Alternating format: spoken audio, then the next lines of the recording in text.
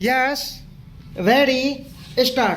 I call upon policymakers in the government, captains of industry and trade, unions, and leaders of other concerned organizations to develop this concept further so that we can launch the national work improvement campaign in the expeditious and effective manner.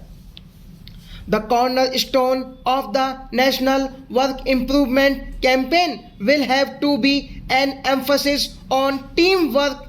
Excellence in work is rarely the result of individual excellence, rather, it is the cumulative outcome of the proper management of team talent. In order to enrich and activate team talent, we must create organizations that are less hierarchical and more democratic. We must create an environment which accepts creative ideas and initiatives from whichever direction they may come. The National Work Improvement Campaign must also place high emphasis on continuous learning at the workplace, training, retraining, and acquisition of new knowledge should become an integral part of our work culture. Let each and every economic organization in the country become a learning organization, and let India itself become a learning national. Our efforts to create a new national work culture will bear the desired fruit only if it is rooted in the age old concept of seva.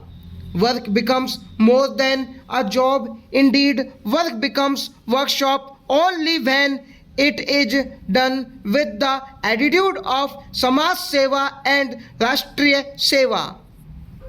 Once again, I congratulate the Shram Award winners and their managements and express the hope that they will continue to display the qualities that have won them this prestigious national honor. Before concluding, let me reiterate my personal to all my countrymen. Let us together honor Bharat Mata by launching sincerely and earnestly the National Work Improvement Campaign with the central appeal: work faster, work better, work for the nation.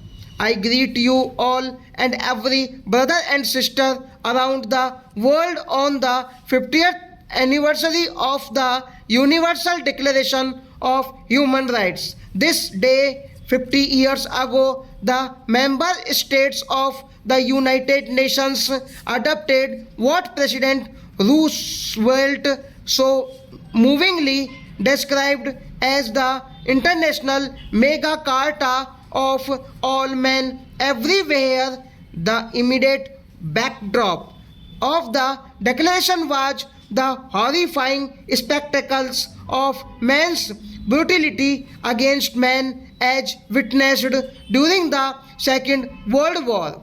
During those bleak years of this country, an individual's inalienable right to dignity and liberty were brutally trampled upon.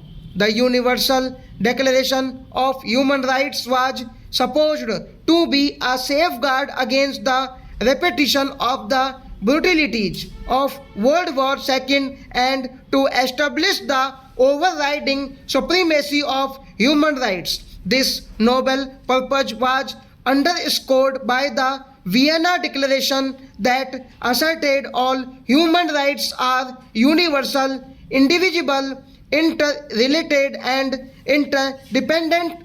This must be noble stop.